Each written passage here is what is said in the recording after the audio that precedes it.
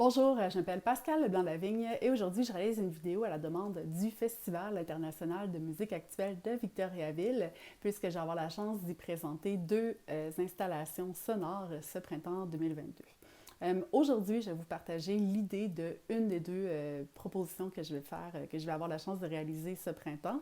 Puis c'est une idée qui a pris racine dans ma tendre enfance, vers l'âge à peu près de mes 3 ans. Donc, en bas âge, là, j'étais assez fascinée par le lent mouvement rotatif des plats qui se faisaient réchauffer au micro-ondes. Donc, je passais des minutes durant la face à 6 pouces du micro-ondes, puis je regardais le lent mouvement rotatif du plat se faire réchauffer.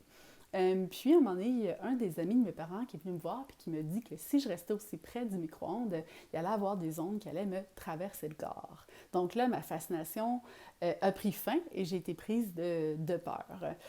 Puis si je m'avance à traduire la pensée que j'avais eue à l'âge de mes 3 ans, mais avec le langage courant que j'adopte aujourd'hui, bien, ça pourrait se traduire par un Oh my God!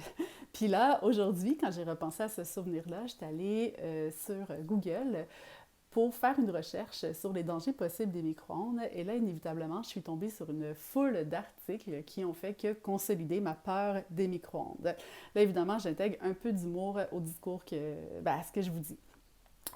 Donc, bref, la proposition sonore que je souhaite réaliser au festival va tenter, et je dis bien tenter, pas nécessairement réussir, mais tenter de reproduire, de partager, de faire vivre aux passants la fascination que j'avais pour les plats qui tournaient lentement dans le micro-ondes, mais aussi la peur que j'avais pour les micro-ondes quand j'avais à peu près 3 ans. Donc, dans un espace restreint, un genre de cubicule, il va y avoir de 3 à 7 micro-ondes, j'ai pas décidé encore, qui vont s'activer à longueur de journée à faire réchauffer des plats surgelés. Inévitablement, ça va donner une espèce de spectacle son et lumière. Puis, vu que les plats vont être en train de se faire réchauffer des heures durant, bien, ils vont avoir explosé, puis il y a plein de nourriture qui va se ramasser sur les parois des électroménagers. En plus, la porte des micro-ondes va être entrouverte, ce qui laisserait potentiellement passer des ondes pour venir traverser le corps des pensants. Donc, non sans humour, mon installation tente d'interroger les rapports ambivalents qu'on entretient avec des technologies qui ponctuent notre quotidien, des micro-ondes jusqu'au 5G.